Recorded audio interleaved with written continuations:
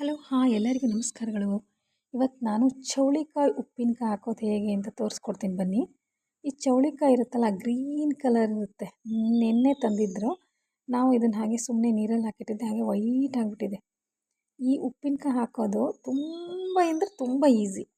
ಕೆಲವೊಬ್ಬರು ಇದನ್ನು ಜಜ್ಜಿ ಬಜ್ಜಿ ಇದರೊಳಗಿರೋ ಲೋಳೆ ತೆಗೆದು ಬೀಜ ತೆಗೆದು ಏನೇನೋ ಮಾಡ್ತಾರೆ. ದಯವಿಟ್ಟು ಆ ಥರ ಎಲ್ಲ ಕಷ್ಟಪಡೋಕ್ಕೆ ಹೋಗಬೇಡಿ. ಈಸಿ ಮೆಥಡಲ್ಲಿ ಹೇಳ್ಕೊಡ್ತೀನಿ ಬನ್ನಿ. ನೋಡಿ, ಈ ಥರ ಕಪ್ಪಾಗಿರೋದು ಹಾಕಬೇಡಿ. ಮಾರ್ಕೆಟಿಂದ ತಂದ ತಕ್ಷಣವೇ ತೊಳೆದ್ಬಿಟ್ಟು ಈ ಥರ ಜಾಡಿಯಲ್ಲಿ ಹಾಕಿ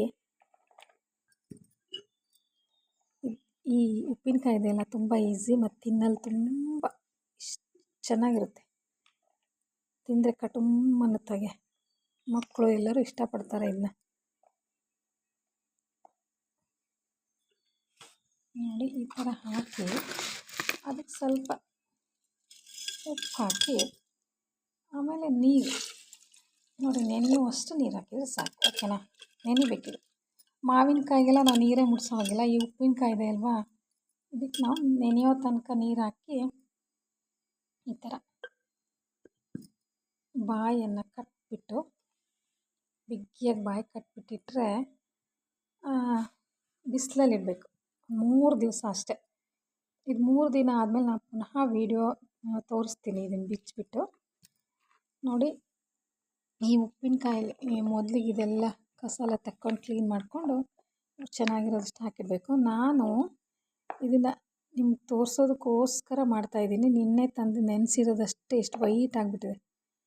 ಇದು 3 ದಿನ ಆದಮೇಲೆ ಫುಲ್ಲು ಇದೆಲ್ಲ ವೈಟ್ ಆಗುತ್ತೆ. ಅದೇ ಉಪ್ಪಿನಕಾಯಿ.